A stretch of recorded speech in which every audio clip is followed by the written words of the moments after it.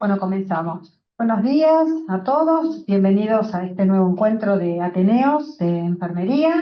En esta oportunidad vamos a participar el área de prevención y control de infecciones del hospital. En este tema que estamos presentando hoy, que se llama Control de infecciones en la práctica. Les voy a comentar un poquitito, los voy a presentar quiénes estamos en la mesa. Estamos la licenciada Virginia González, enfermera del Servicio de Epidemiología e Infectología. También se encuentra el licenciado Luis Ortiz, que es también el que va digamos, a hablar en este Ateneo. Bueno, y quien les habla, yo soy Mirta Carbonaro, soy la supervisora del área de prevención y control de infecciones del hospital. Y sin más rodeos, vamos a empezar a comentar. Pasamos la presentación. Quería comentar, si no hacemos así, es fácil, no pasa. Este, ahí está, ahí arrancó. Bueno, vamos a presentar un poco las actividades que nosotros realizamos dentro del servicio de control de infecciones. Primero comentarles antes que nada que el trabajo de las enfermeras en control de infecciones están basados en un programa, que es un programa anual. Todos los que nos dedicamos al control de infecciones dentro de un hospital, basamos nuestro trabajo en un programa que es anual. Este programa están descritas las distintas actividades que se desarrollan en las diferentes áreas del hospital, ya sea en el área de internación como en el área ambulatoria, ¿sí? Y hay una planificación de trabajos. Hay algunas que son comunes a todos los hospitales, que tienen que ver con la vigilancia de las infecciones asociadas al cuidado de la salud, que están básicamente enfocadas a las unidades de cuidados intensivos en general. Y también dentro de lo que es el área de internación general, que se vigilan algunas cuestiones, algunos componentes. Pero bueno, esto sería más o menos una breve descripción de lo que sería el programa. Abarca todos los estamentos del hospital, todas las áreas asistenciales y todo su predio. Y obviamente realizamos dentro de nuestras funciones que están descritas en el programa, más allá de la vigilancia y el control de las infecciones hospitalarias, la educación. La educación es una de las herramientas más importantes con las que nosotros nos basamos. La educación puede ser de dos tipos, digamos, la formal y la informal. Dentro de la que es la informal, es la educación incidental, que tiene que ver con el trabajo en la recorrida diaria y las observaciones que uno va realizando cuando ve realizar los diferentes procedimientos al personal asistencial en general. Y la otra sería la realización de los diferentes cursos que nosotros realizamos a lo largo del año. Por lo general, tratamos de que sean dos cursos de actualización al año. A veces se hacen uno, bueno, depende de cuestiones por ahí laborales o, bueno, otras causas, pero bueno, tratamos de que sean por lo menos dos al año. Bueno, trabajamos también en la promoción de la higiene de manos. Actualmente estamos tratando de focalizar en la construcción de una filosofía basada en la seguridad del paciente, que es trabajar, digamos, ofrecer la práctica asistencial siempre incorporando la higiene de manos, cosa que cuesta bastante porque, bueno, es como que la gente por ahí se olvida pensando siempre en el proceso puntual y olvida que durante la observación al residente, al rotante, digamos, al rotante de enfermería también o de kinesiología, de cualquiera de las especialidades, trabajar en la observación del proceso, incorporando siempre la higiene de manos, sobre todo lo que establece la Organización Mundial de Salud, que es los 5 momentos. No voy a tratar de desplayarme demasiado porque acá vamos a hablar de varias cosas. Y las actividades diarias que yo les comenté, que tiene que ver con la descripción que está descrito en el programa de control de infecciones, se desarrollan, como les dije en un primer momento, en todas las áreas del hospital. Área ambulatoria, SIM, terapia intensiva, quirófano, etc. Bueno, sin más rodeos, voy a pasarle, digamos, el micrófono a Virginia. Vamos a ver, y para hacer, digamos, a lo que dice el título de este Ateneo, que es el control de infecciones en la práctica, vamos a ver plasmada la acción de los enfermeros de control de infecciones a través de un caso clínico, para hacerlo mucho más dinámico y divertido. Bueno, Virginia. Bueno, buen día a todos. Le voy a pasar el micrófono a Luis, quien va a ser el que nos va a contar el caso clínico. ¿Qué tal? Buen día para todos. Quiero agradecer la presencia de cada uno de ustedes y de las personas que están vía web. Lo que vamos a hacer es un caso ficticio de un paciente que ingresa por guardia de 12 meses de edad, 8 de la noche, que presenta una dificultad respiratoria con hipertermia de 12 horas de evolución, tos, rinorrea de 48 horas de evolución. Como antecedentes, el niño previamente sano, vacunas completas. A las 2 de la mañana se encuentra cama en SIM y sale de la guardia con un virológico pendiente. No sé si me escuchan bien así. Sí, pero no te escuchan los de... No, si los mejor escuchan igual. ¿Escuchan igual? Sí, porque tienes así no, estamos en eso. Bien. Bueno, tenemos entonces este paciente que ingresa por guardia. Para recordar simplemente la triada epidemiológica, ¿sí? Para que se produzca una enfermedad, tenemos el agente, que puede ser un virus, una bacteria, un hongo, ¿sí? Un microorganismo que va a producir la enfermedad. Después tenemos como otro pilar el medio ambiente, que se refiere al entorno adecuado que este agente necesita para poder desarrollar la enfermedad, ¿sí? Y después tenemos el huésped, que sería la persona, en este caso este lactante de 12 meses, quien es donde se deposita el agente, ¿sí? Crece, se multiplica y produce la enfermedad. Estos tres pilares tienen que tener ciertas características para que se presente la enfermedad. El agente tiene que tener cierta virulencia, ¿sí? Una cantidad de partículas, tiene que tener una capacidad para vencer la inmunidad del paciente para poder generar la enfermedad. Y el huésped también tiene ciertas características. Tenemos sexo, ¿sí? Edad, en este caso es un lactante, en donde se podría determinar que el estado inmunológico todavía no está maduro, entonces es más fácil de que pueda producirse una enfermedad. La identificación oportuna, ¿sí? de la causalidad de esta enfermedad y la interacción de estos tres pilares de alguna manera nos permite integrar medidas oportunas para la prevención y el control de las enfermedades. En este caso, el niño ya viene, ¿sí? de la comunidad con esta enfermedad, pero en parte de nuestro rol es de que esta enfermedad no se disemine a más pacientes. Bien, como decía mi compañero, pasa 2 de la madrugada al SIM, virológico pendiente. Algo que hablamos siempre con todo el personal asistencial cuando hacemos educación y demás, es tener en cuenta las precauciones estándar, ¿sí? Porque no sabemos qué es lo que tiene este paciente, entonces es súper importante poder cumplir con todas estas recomendaciones para evitar la diseminación. Las precauciones estándar son medidas, ¿sí? para prevenir la transmisión cruzada de microorganismos. Es una protección bidireccional. Protege al personal de salud y también al paciente. Entre las cosas que tenemos que tener en cuenta es, primero y principal, es como el Ave María para los que son católicos, es la higiene de manos, ¿sí? La higiene de manos es fundamental, porque las manos son la principal vía de transmisión de microorganismos. Se estima que un 80% de las infecciones que ocurren en los ámbitos hospitalarios es a través de las manos del personal de salud, ¿sí?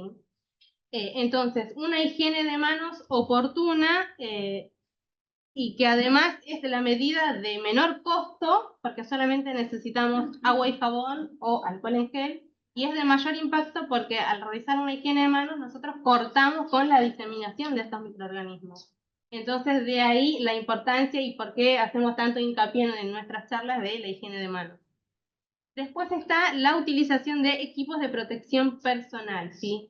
Es un conjunto de elementos que vamos a tener en cuenta a la hora de la atención del paciente. ¿A qué llamamos equipo de protección personal? Bueno, tenemos protección ocular o facial, el uso de barbijos, el uso de camisolín y el uso de guantes. Estos deben ser utilizados, ¿sí?, en la atención de todos los pacientes, teniendo en cuenta, y esto es una percepción personal, utilizando un pensamiento crítico, del riesgo que tengo yo a estar expuesto a los fluidos del paciente, ¿sí? Es decir, si yo voy a estar con un paciente, no sé qué tiene, ¿sí? No sé qué enfermedad tenga o por qué está internado, pero si tiene secreciones y le voy a aspirar las secreciones, bueno, me voy a lavar las manos y voy a utilizar guantes.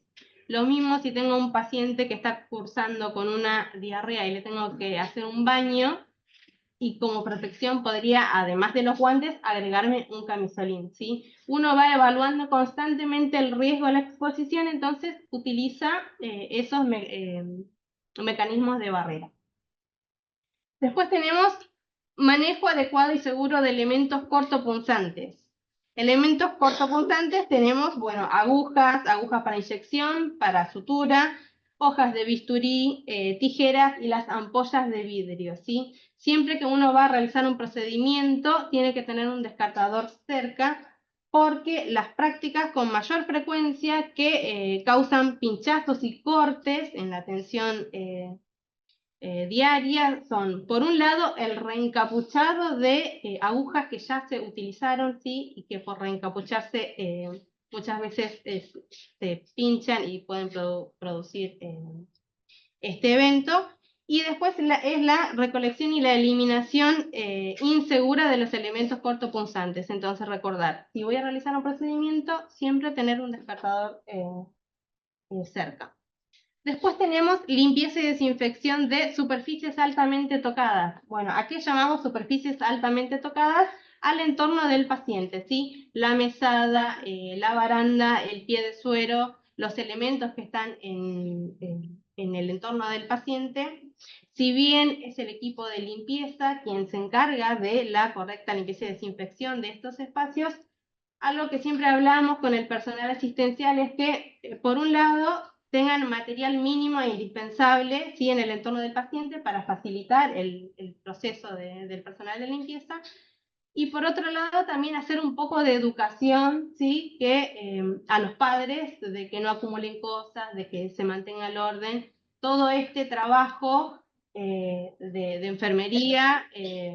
Digo enfermería porque es quien está 24 horas al lado del paciente. Esto de la educación a los padres y también de ser ordenado en su sector va a favorecer la limpieza de estas superficies. Después tenemos prácticas seguras de inyección. Recordar siempre que si se va a manipular un catéter, sea periférico o un catéter venoso central, antes de infundir la medicación siempre debo limpiar y desinfectar el tapón antes de infundir la medicación, ¿sí?, con alcohol al 70% y gasa estéril. Después tenemos cubrir tos y estornudos, ¿sí?, con el codo, que es de buenas prácticas. Y por último van a ver que dice uso de barbijo quirúrgico para realizar punciones lumbares, mielografía, anestesia epidural, es decir, frente a un procedimiento. La realidad es que actualmente en nuestra institución, nuestra recomendación es seguir utilizando barbijo quirúrgico en la atención directa del paciente, con todos los pacientes, ¿sí?, no solo frente a cuando se va a realizar un procedimiento. Esto fue escrito mucho antes de la pandemia, entonces es por eso que tiene esta salvedad, pero bueno, estas son nuestras recomendaciones actuales. Bien. Continuamos. Luego que ingresa el paciente y va a la habitación del SIM, comparte habitación con otro paciente que tiene la misma sintomatología. Recuerden que teníamos en este momento el virológico pendiente, ¿sí? Entonces tenemos que tener en cuenta las precauciones que habló mi compañero recién para poder implementarlas entre paciente y paciente. Bien. Como habíamos dicho anteriormente, la higiene de manos es fundamental, y acá explayándonos un poco más, como en un momento había mencionado la licenciada Mirta Carbonaro, la higiene de manos tiene que ser en los 5 momentos, que es lo que nos recomienda la OMS, de alguna manera para ordenarnos, ¿sí?, antes de realizar una actividad. Estos 5 momentos están pensados porque son esos momentos críticos en donde se puede llegar a producir un evento, una contaminación, ya sea del personal o del paciente. Como pueden ver, así rápidamente, ya todos lo deben tener acá pegado, los 5 momentos de la OMS. Los primeros 2 momentos son de protección al paciente, ¿sí? Uno es primero antes de tocar al paciente y el segundo sería el momento 2 antes de realizar una tarea aséptica. Los últimos 3 son de protección del personal, ¿sí? Después del riesgo de exposición a fluidos del paciente, después de tocar al paciente y después del contacto con el entorno del paciente. Nosotros hacemos mediciones, ¿sí?, de higiene de manos, prevalencia de higiene de manos, y la realidad es que siempre observamos que tenemos más adherencia en el post-contacto con el paciente, ¿sí? Pero eso, la realidad es que protege más al personal y no tanto al paciente. Entonces, recuerden que se debe respetar estos 5 momentos. Bueno, como decía Luis, ingresa el paciente con otro paciente que tenía la misma sintomatología, pero no sabemos qué tiene ese paciente. ¿Qué sucede?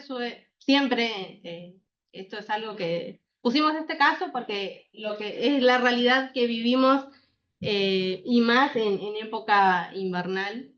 A las 12 horas de que ingresa el paciente, virológico positivo para virus incisional respiratorio.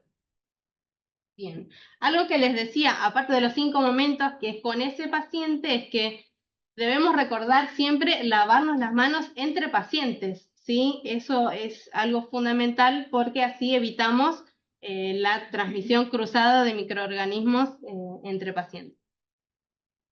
Virus incisional respiratorio, entonces nosotros lo que hacemos como enfermeros en control de infecciones, una actividad diaria por las mañanas es analizar el laboratorio. ¿Sí? Nosotros tenemos áreas, ¿sí?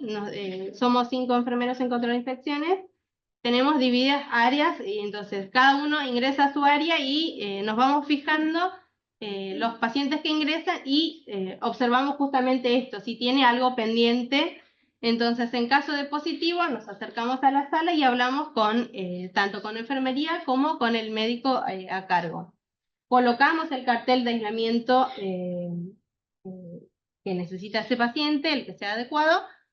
Informamos al paciente y al familiar a cargo, porque muchas veces lo que pasa es que si se pone un cartel y dice aislamiento de contacto, los familiares se asustan, ¿sí? ¿Qué tiene mi hijo? ¿Qué le pasó? Entonces uno le explica que es por la pruebita de los mocos que se le realizó y demás, que dio positivo para tal cosa. Entonces le explicamos todo, de que es por eso, de que no se asuste, y a su vez aprovechamos para darle pautas, ¿sí? Lavado frecuente de manos, que no comparta nada con el paciente de al lado, de que no se compartan mates, ¿sí?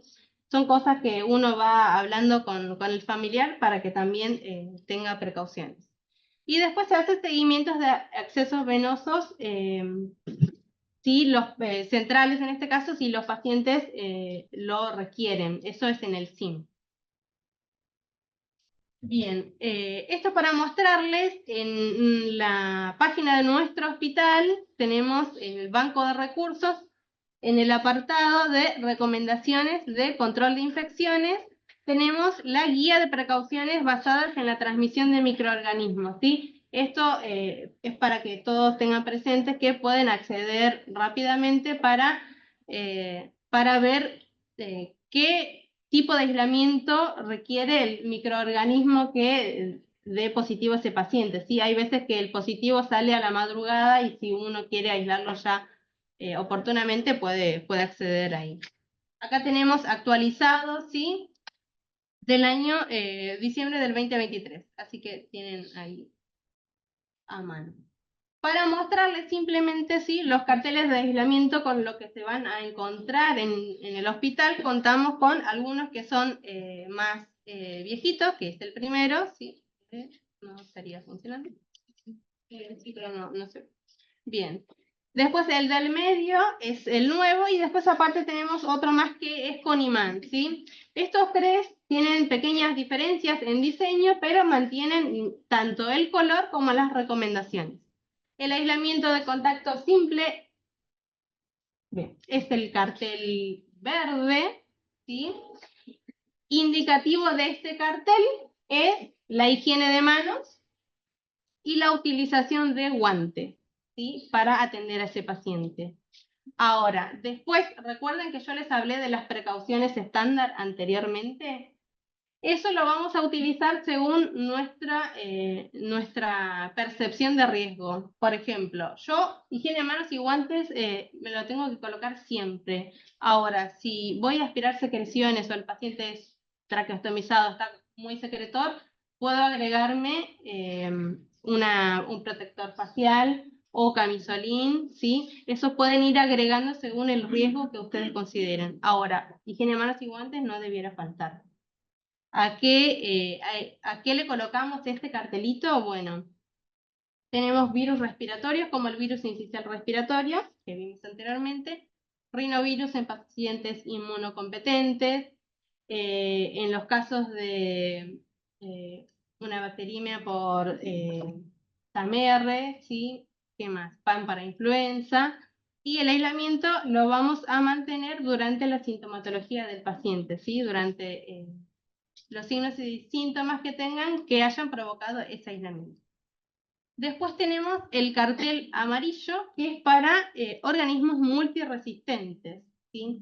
En este caso, además de higiene de manos y guantes, vamos a colocarnos camisolín siempre que vayamos a estar en contacto con el paciente.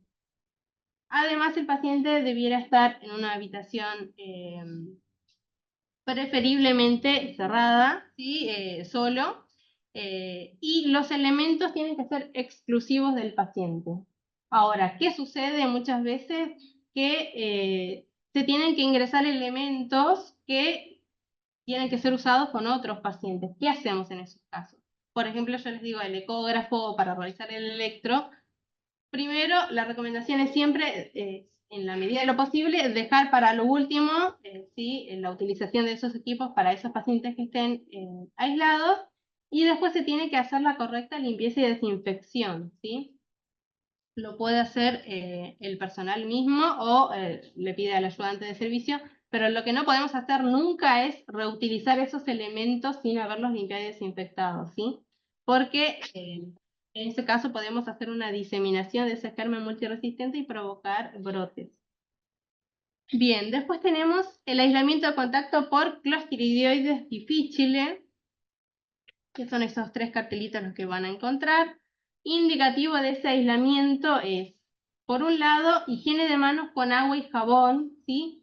Porque el alcohol en gel no tiene efecto sobre las esporas del Clostridium. Entonces, paciente que dé positivo para Clostridium difficile, se debe retirar el alcohol de la habitación, porque uno siempre tiende a ir al alcohol en gel para la higiene de manos, ¿sí? De hecho, es nuestra recomendación la utilización del alcohol en gel porque es más rápido, ¿sí? La técnica lleva menos tiempo, pero en el caso de un paciente aislado por esto, no sería efectivo. Entonces, eso por un lado, y por otro lado, para que las esporas del Clostridium sean eliminados, el equipo de limpieza tiene que usar el hipoclorito de sodio 10 veces más concentrado de lo que utiliza para realizar la limpieza y desinfección de todo el área, ¿sí? Modo de comentario. Se debe utilizar guantes y camisolín, que se debe descartar en lo más cercano a la puerta de salida de la habitación. Y después, ¿qué más? Creo que nada más. Es un aislamiento que suele ser cortito porque mantiene el aislamiento hasta 2 días que el paciente ya no presente más diarrea. Se retira el aislamiento, pero la limpieza tiene que seguir siendo 7 días más posterior a ese retiro del aislamiento, ¿sí? Eso es a modo de comentario, pero nosotros, como enfermeros en control de infecciones, hablamos con el equipo de limpieza para que tenga esos recaudos. Después tenemos el aislamiento respiratorio por gotita, que quedó ahí un poco, en época de post-pandemia, quedó como ahí, no olvidado, ¿sí?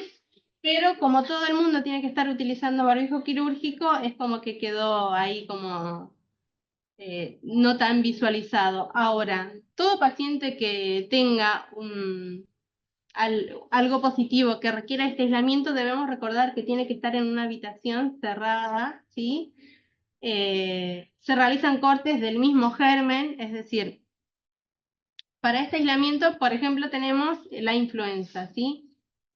A veces se realizan cortes de pacientes con el mismo virus, pero no podemos agregar un paciente que tenga un pancoronavirus con una influenza, por ejemplo, ¿sí? Eso es algo para tener en cuenta. Indicativo de este cartel es higiene de manos, utilizar barbijo quirúrgico y lo mismo que decíamos antes, si vamos a estar en contacto con secreciones, utilizamos guantes y agregamos también protección ocular. Después, el último cartelito de aislamiento es el aislamiento respiratorio aéreo. A diferencia del anterior, en este caso vamos a utilizar barbijo de alta eficiencia, más conocido como N95, ¿sí? El paciente tiene que estar aislado en una habitación cerrada, y hago hincapié en esto de las puertas cerradas porque si no, nuestras puertas no cierran automáticamente, ¿sí? Entonces debemos recordar que deben estar cerradas porque las gotitas en las que se transmite son tan livianas, ¿sí? Son menores a 5 micrones, entonces con la corriente de aire mismo puede salir y diseminarse. Entonces es muy importante mantener la puerta cerrada. ¿Qué más? Y seguimos agregando lo mismo. Si requerimos hacer aspiraciones o estar en contacto con secreciones, agregamos protección ocular y camisolín y guantes también. Bien. Yo quería agregar algo más del barbijo quirúrgico, que por ahí lo utilizamos mucho más tiempo del que está recomendado. Recuerden, si ustedes van a hablar con un paciente y están media hora, 40 minutos hablando con el paciente, el mismo calor de la respiración lo va a mojar y no va a ser efectivo el filtro. Así que tenemos que estar muy atentos al recambio del barbijo, ¿sí? Y no usarlo en lugares donde no corresponde. Mano, codo, abajo. Tengan en cuenta eso porque es nuestro filtro, nuestro cuidado, ¿sí? Al día siguiente, seguimos con el caso clínico, 23 horas como para variar, en la noche, siempre pasan estas cosas. Presenta desmejoría clínica, no responde al tratamiento adecuado instaurado por los médicos, se hace la interconsulta con NUPSIP y deciden, en conjunto con el médico de sala, pasarlo a la terapia intensiva. En la terapia intensiva, se lo coloca en asistencia respiratoria mecánica, se le coloca un catéter venoso central y una sonda vesical. Bien, nuestro rol como ESI en ese momento es, cuando un paciente ingresa a la terapia intensiva, nosotros llevamos registro diario de todos los pacientes con los datos de ese paciente. Nombre y apellido, tenemos la fecha de ingreso, edad y el diagnóstico de ese paciente. Además, llevamos registro de la colocación de dispositivos invasivos. Es muy importante este punto porque el hecho de tener un dispositivo invasivo es un factor de riesgo para tener una infección asociado a ese dispositivo, aparte de lo que lo llevó a estar en la terapia intensiva, ¿sí? Entonces, diariamente vamos observando que ese paciente, si sigue teniendo esos dispositivos invasivos, y además se va charlando, esto es un trabajo diario entre enfermeros, médicos, médica infectóloga y también de parte mía a veces de repreguntarnos, ¿realmente necesita ese catéter? ¿Puede pasar por vía periférica lo que está recibiendo? ¿Sí? Y esto hago hincapié en enfermería, porque si bien la decisión del retiro es médica, ¿sí? Debemos de alguna manera empoderarnos en esto de repreguntarnos esto, ¿sí? Y de charlarlo con el equipo tratante y si no requiere, eso de dejarlos por las dudas ya no es viable, ¿sí? Después, nosotros cuando pasa un paciente corroboramos que continúe con ese aislamiento, ¿sí? si bien en los pases y demás, siempre se comunica con qué viene ese paciente, nosotros rechequeamos que continúe con ese aislamiento. También hablamos con el equipo médico de enfermería y eventualmente interconsultores. Y pongo eventualmente interconsultores porque si bien nuestro rol no es el de ser policía, como algunos nos llaman cariñosamente, cuando nosotros observamos, detectamos que por ahí no se respeta algún aislamiento, hablamos con la persona involucrada de manera respetuosa, ¿sí? No es un tema personal entre esa persona y yo. De hecho, a mí no me produce nada, ¿sí? Pero sí es una manera de reflexionar. Y de hecho, esa persona lo más probable es que no lo haga a propósito, ¿sí? Muchas veces uno está tan ensimismado en la actividad diaria que olvida ciertas cosas, entonces nosotros de manera respetuosa le recordamos el aislamiento y ayudamos de esa forma a reflexionar y cambiar conductas, ¿sí? En pos de la seguridad de ese paciente al que va a atender, al de otros pacientes y la seguridad propia de ese personal, ¿sí? Entonces, esa es la razón por ahí de marcar en algún momento si se está incumpliendo una norma. No es algo personal, sino es para que todos reflexionemos y modifiquemos nuestras conductas. Además de eso, parte de nuestro rol es la comunicación efectiva con los jefes médicos de enfermería y la médica infectóloga sobre las situaciones que van surgiendo en este caso en la UCI. Fomentamos la higiene de manos, medimos lo que es la prevalencia de higiene de manos diferenciado en las diferentes profesiones, ¿sí?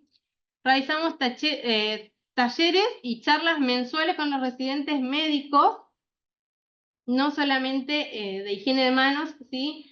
Todos conocerán la cajita reveladora con la que vamos siempre, sí, para medir la técnica. Entonces apuntamos a todos, observamos nuestros errores, en dónde nos faltó por ahí lavarnos las manos y apuntamos a la reflexión de poder modificar y lavarse mejor en esa zona. Aparte de eso, hacemos esto que estamos haciendo ahora, de hablar sobre los aislamientos, de qué implica cada uno. También hacemos talleres de actividades de la práctica diaria, de cómo colocarse equipos de protección personal o de qué equipo de protección personal requiero para tal aislamiento. Entonces, tratamos de que sea un poco más ameno y vamos aprendiendo en ese momento.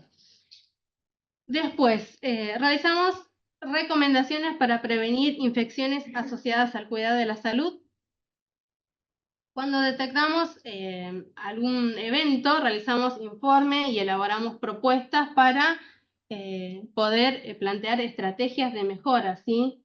Y en esto hago punto porque nosotros en la recorrida diaria, si se detecta algo, se elaboran recomendaciones. Ahora, el principal rol es el del, o sea, quien va a mostrar la diferencia después es el equipo de salud de ese sector, sí, es el personal mismo.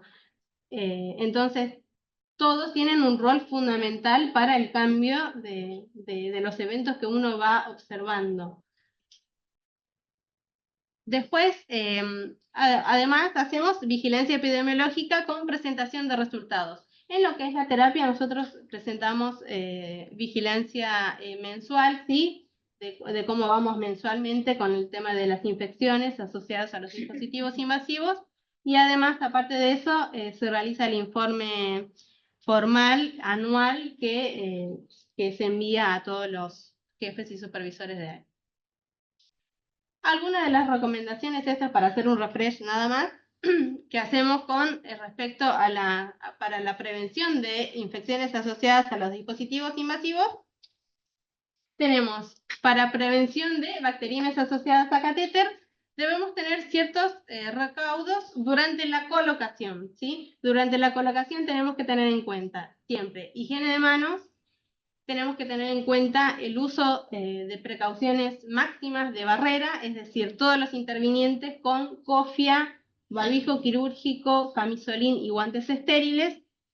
Después, cómo es la asepsia de la piel del paciente, ¿sí? Después debemos tener en cuenta recomendaciones durante el mantenimiento de ese catéter, ¿sí? Desde la curación de los catéteres, de ver cómo está ese sitio de inserción, y esto es enfermería tiene un rol fundamental sobre esto, y después de la preparación y administración segura de medicamentos, y cómo preparo yo la medicación, y cómo lo mantengo en la unidad del paciente, muchas veces, y cómo lo administro. Recordar esto que mencionábamos antes, de la limpieza y desinfección del tapón antes de la administración de medicación. Y después, por otro lado, el cambio de tubuladuras, ¿sí? Las recomendaciones de 96 a 7 días. Entonces, está rotulado esa tubuladura para yo poder saber cuándo fue cambiado y si estamos todavía si estamos bien o si hay que recambiarlo. Siempre es muy importante mantener el registro de todo esto. Para evitar las neumonías asociadas al respirador, tenemos primero la cabecera de la cama del paciente a 30-45 grados, a menos exceptuando algunos pocos que tengan que no puedan realizarse que tenga contraindicado eso, perdón.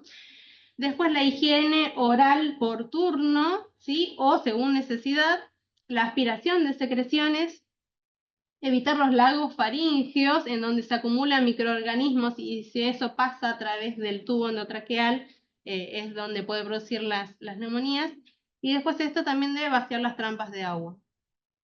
Después, para prevenir infecciones del tracto urinario asociadas a sonda vesical, recordar que es una colocación aséptica, que el drenaje tiene que ser estéril, continuo y cerrado. Si por alguna razón se produce una desconexión, se tiene que eliminar todo, no puedo volver a reconectar, ¿sí? Después, tener en cuenta que la bolsa colectora siempre tiene que quedar por debajo del paciente para evitar el retorno. Tiene que estar por debajo del paciente, pero no puede tocar el piso, ¿sí? Entonces, tener esos cuidados. Y otra cosa, clampear la sonda durante el traslado o el baño mismo del paciente, que uno lo va a rotar, siempre se debe clampear para evitar del reflujo. Y después, la toma de urocultivos con técnica estéril, que de cómo se toma una muestra, van a observar, lo van a encontrar en la guía de recomendaciones que les había mostrado anteriormente. Muy bien, continuamos. Dejar de respirar. ¿Estamos bien de tiempo? No. Ah, bueno, ya terminamos, falta poquito. Bueno, como ustedes saben, un paciente Garrahan a las 72 horas empeora. ¿Sí? Hace una descompensación hemodinámica, ¿sí? Febril, hipotenso, taquicárdico en este momento. Se lo pancultiva, se toma hemocultivo, urocultivo y aspirado traqueal, y a las 2 horas informan hemocultivo 2D2 positivo para un Enterobacter cloacae KPC. ¿Sí? Entonces acá empezaría de vuelta nuestro rol. Bien, nuestro rol frente a los eventos es el seguimiento del estado infectológico del paciente, la comunicación con el equipo tratante frente a este hemocultivo positivo. Hablamos con el equipo médico de enfermería y también con la médica infectóloga en busca del foco, ¿sí? ¿Qué fue lo que produjo este hemocultivo? Que puede ser por varias razones. Puede ser un foco abdominal, puede ser algo de piel y partes blandas, o puede ser algo asociado al catéter, al dispositivo invasivo que tiene, ¿sí? Hacemos un análisis del evento, si está asociado o no a ese dispositivo invasivo. Para que digamos que es asociado a ese dispositivo, tiene que tener ciertos criterios. Uno es la ausencia de otro foco, ¿sí? Que haya podido ocasionar ese hemocultivo positivo. Después, que para relacionarlo a ese dispositivo, ese dispositivo tiene que haber sido colocado 48 horas o más antes del evento, ¿sí? A su vez también hacemos análisis.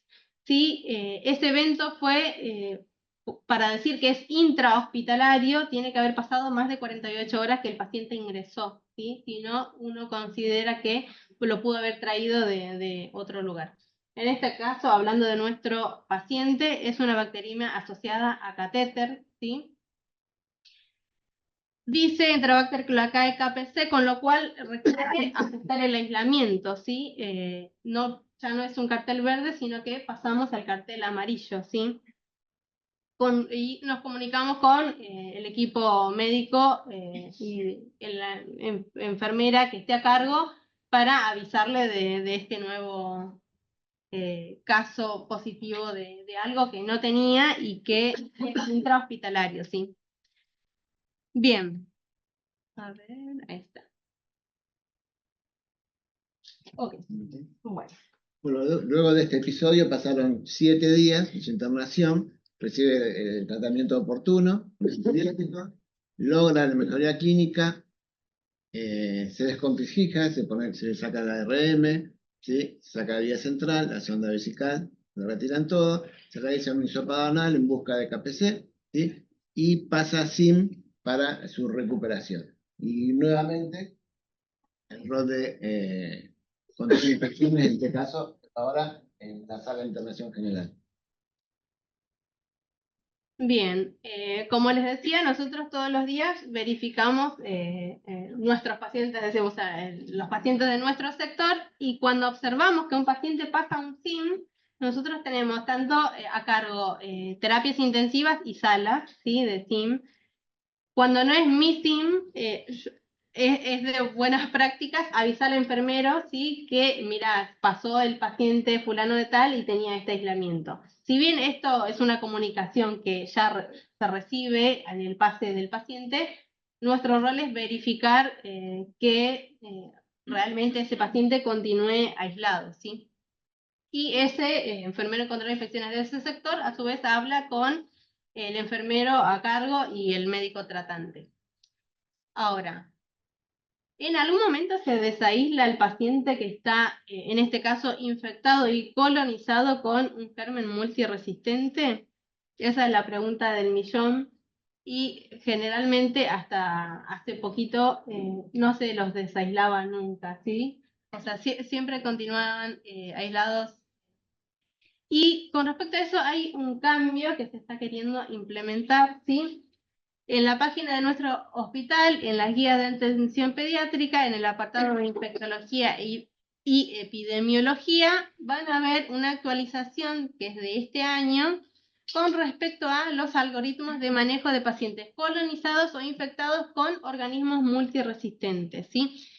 La idea es poder desaislar a estos pacientes en algún momento. Anteriormente se requerían 5 hisopados negativos, ¿sí? 3 hisopados con periodicidad de una semana, después a los 15 días del último negativo y después al mes, ¿sí? Ahora se baja a 3 hisopados con diferencia de una semana, o sea, es decir, de los negativos, ¿sí? Ahora, también van a encontrar en esta página, en este documento, recomendaciones para una vigilancia activa, ¿sí? Para prevenir justamente que los pacientes no lleguen a estar colonizados. Una recomendación es el hisopado a los pacientes de riesgo, ¿sí? Primero, pacientes de riesgo son los que estuvieron internados tanto en terapia intensiva de neonatología y terapia intensiva pediátrica. Entonces, cuando un paciente ingresa derivado de otra institución, se le debe realizar un hisopado. Una vez al mes, en forma programada, también se realiza hisopados a todos los pacientes que están internados más de 7 días en la terapia intensiva. También se le realiza hisopado a los pacientes que estuvieron en contacto con otro paciente que estaba colonizado y en los casos de brote se toman otras conductas, ¿sí? Se toman otras recomendaciones. Nuestro rol en ese caso es analizar el antecedente del paciente derivado, ¿sí? Si tenía algún positivo o si se le tomaron, recordad de que se les tome la muestra de hisopado al ingreso. Comunicación con el equipo tratante y la médica infectóloga y en los cortes ir chequeando los resultados de esos hisopados. Ahora, con respecto al cese de aislamiento de los pacientes colonizados o infectados, yo les quiero mostrar una cosa, que es ¿por qué hacemos tanto hincapié en que se deben cumplir el aislamiento para los gérmenes multiresistentes u organismos multiresistentes? En el caso del KPC, ¿sí? Es una carbapenemasa, es decir, son enzimas que hidrolizan los antibióticos, ¿sí? Y los hace resistentes a este antibiótico. Lo que produce eso es que ese paciente que está colonizado, ¿sí? con ese germen multiresistente, si llega a tener una infección, se queda sin posibilidad de tratamiento antibiótico, ¿sí? Por eso es tan importante de cortar con la transmisión de estos gérmenes. Es decir, si un paciente se coloniza con un germen multiresistente, tiene más posibilidades de tener infecciones graves y tiene más posibilidades de mortalidad, ¿sí? De baja calidad de vida, de más días de internación, de modificar la dinámica de ese grupo familiar, si tenemos en cuenta al paciente también, y además genera más costos de atención al hospital, ¿sí? Ahora, yo lo que les quiero mostrar un poquito es cómo funciona esto. La gravedad de las carbapenemasas es que tienen unos cassettes, o sea, es como un cassette que es transferible, es decir, si yo pienso en una Escherichia coli, por ejemplo, KPC, si eso, no sé por qué no se ve acá. Acá, una Escherichia coli que es KPC, si está en contacto, por ejemplo, le puede pasar la misma resistencia a otras enterobacterias. Por ejemplo, un Enterobacter cloacae, una Serratia marcescens, una Klebsiella pneumoniae, ¿sí? Y esa bacteria que por ahí uno lo tiene en el tracto gastrointestinal y no debe generar mayores complicaciones, al tener este cassette se vuelve resistente a los antibióticos, ¿sí? Y acá les puse, no sé si todos conocen el Pokémon, pero bueno, es como la evolución del Pokémon y te hace más malo, ¿sí? Explicándolo de manera coloquial, hace... ¿Cómo? 5, sí, ya terminamos. Entonces, por eso es que insistimos tanto en que se cumplan los aislamientos. Ahora, lo que les decía, y ya estamos terminando, es sobre el cese de aislamiento. Primero dijimos, ingresa un paciente que es de riesgo, se realiza hisopado y se le coloca un cartel de aislamiento contacto simple. Al resultado positivo se lo aísla con cartel amarillo y si es negativo se retira el aislamiento. Ahora, para retirar un aislamiento de un paciente que haya estado colonizado tiene que cumplir ciertos criterios. Primero, en este caso nuestro paciente que dio positivo para este momento. Para poder yo desaislarlo, tienen que pasar, se eligió un corte de 3 meses, ¿sí? Tienen que pasar 3 meses de que ese paciente no haya estado con presión antibiótica, ¿sí? Entonces, pasados los 3 meses, si el paciente reingresa, y la verdad es que la población nuestra pediátrica siempre reingresa, ¿sí? Por las patologías que tienen, entonces al ingreso se le realiza un hisopado. Si ese es negativo, a la semana se realiza otro y a la semana otro. Con 3 negativos se puede realizar el alta del aislamiento. Si sigue dando positivo, se mantiene el aislamiento, ¿sí? Cuando ese paciente, como dijimos, se va de alta, en este caso nuestro paciente, se va de alta, vuelve a los 3 meses, lo seguimos aislando hasta en tanto tener los 3 negativos. Ahora, además de esos negativos, tiene que cumplir ciertos criterios. Uno es que no tenga ostomía, ¿sí? Que permita la diseminación de esos microorganismos. No puede tener ni traqueostomía, ni ostomías y demás. Esos quedan fuera de la posibilidad de desaislarse. Y después, para recordarles que siempre es el servicio de epidemiología e infectología el encargado de indicar el cese de aislamiento, ¿sí? Si bien el equipo médico y de enfermería, el equipo médico indica el hisopado y enfermería lo realiza y vemos, siempre el que tiene la palabra final es el servicio de epidemiología e infectología, que después de la evaluación de ese paciente en particular es quien va a decidir si es viable que se desaísle o no, teniendo en cuenta el riesgo de que pueda seguir diseminando, ¿sí? Eso es algo que vale aclarar. Así que creo que ya estamos. Bueno, como conclusión y como reflexión final, lo que les queremos mostrar es esto de la medición y el hecho de la vigilancia, ¿sí? De que forma parte de nuestro rol. Que la medición es el primer paso que conduce al control y eventualmente a la mejora, ¿sí? Si yo no controlo, si yo no mido, no sé qué tengo que mejorar. Entonces, si podemos entender un problema, podemos mejorarlo. Y si no podemos entenderlo, no podemos mejorarlo, controlarlo, es lo que decía. Y si no podemos controlar eso, no vamos a mejorar nunca. Entonces, ese es por ahí lo fundamental de nuestro rol, la prevención y el control de las enfermedades y el trabajo conjunto con todo el equipo de salud para poder ver mejoras en pos de la calidad del paciente y también de la calidad de nosotros como profesionales, ¿sí? Porque el hecho de la aparición de un evento en un paciente está directamente relacionado con la calidad de atención que brindamos, ¿sí? Entonces, cuando los pacientes tengan menos infecciones, eso va a hablar bien de nuestras prácticas. Bueno, acá esto es un conjunto de fotos de actividades que realizamos diariamente.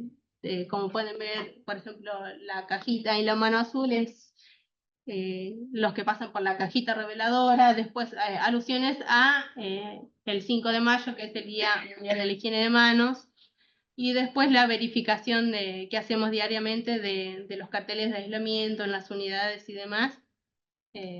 Nada, es para que observen nuestro trabajo. Y después, nada más. Este es el plantel de nuestro servicio.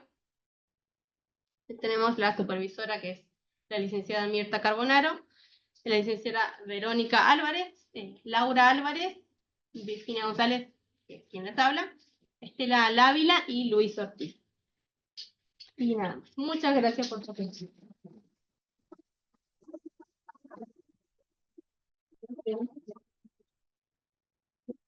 Si tienen alguna consulta, duda, comentario. Sí, bueno, ¿quieren hacer alguna consulta o quieren agregar algo? Sí, acá hay preguntas por Zoom. Por empezar, hubo 120 conectados de la provincia de Chubut, de Salta, Santa Cruz, La Rioja, Córdoba y Catamarca. Algunas de las preguntas por Zoom ya las estuviste contestando, hablaba, Nidia quería saber cuánto tiempo mantenían aislados a los pacientes con Clostridium difficile, así que ya lo estuviste contestando, me parece. ¿Y dónde pueden encontrar las recomendaciones para poder leerlas? Me parece que ahí les quedó la duda en el intranet, ¿dónde las pueden encontrar?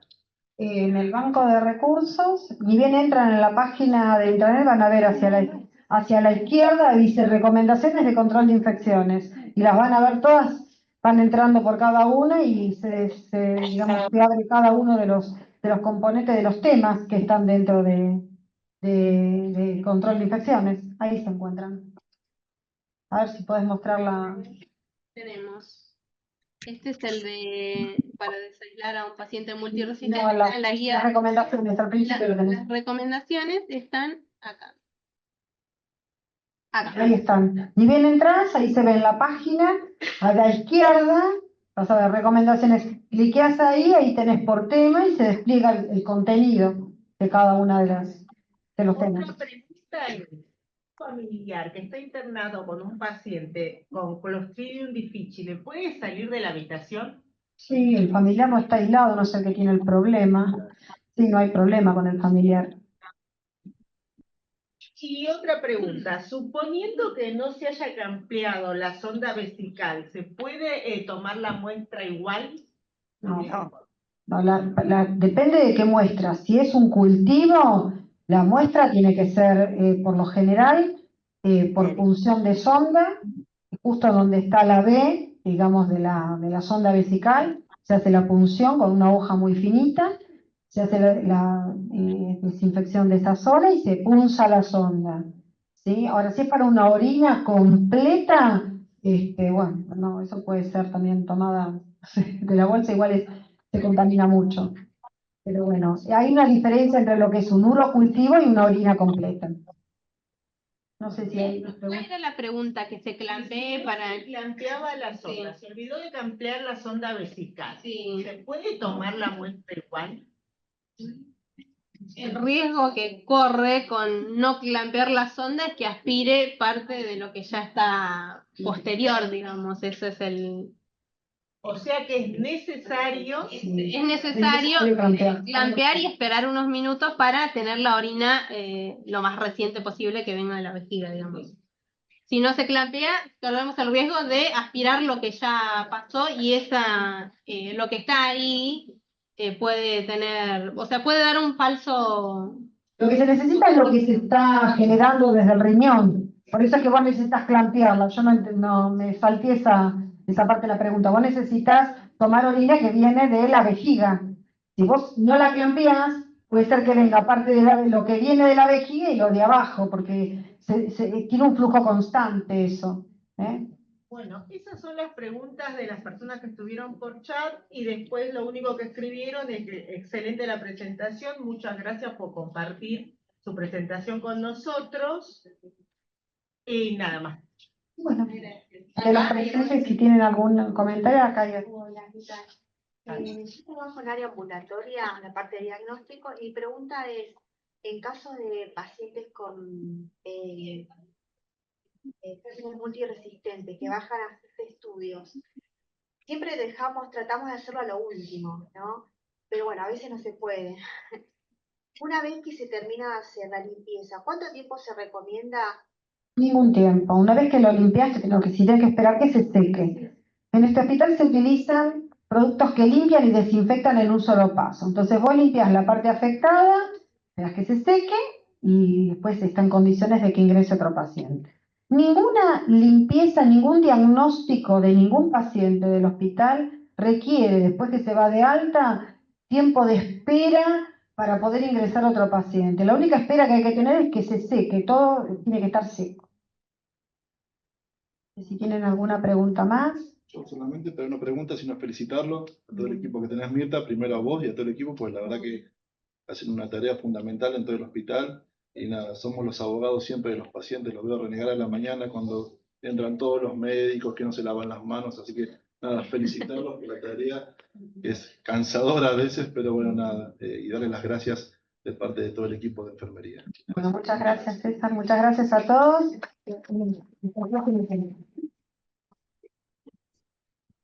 Bueno, gracias a todos y los esperamos el 29 de octubre para el próximo Ateneo Institucional de Enfermería. Gracias.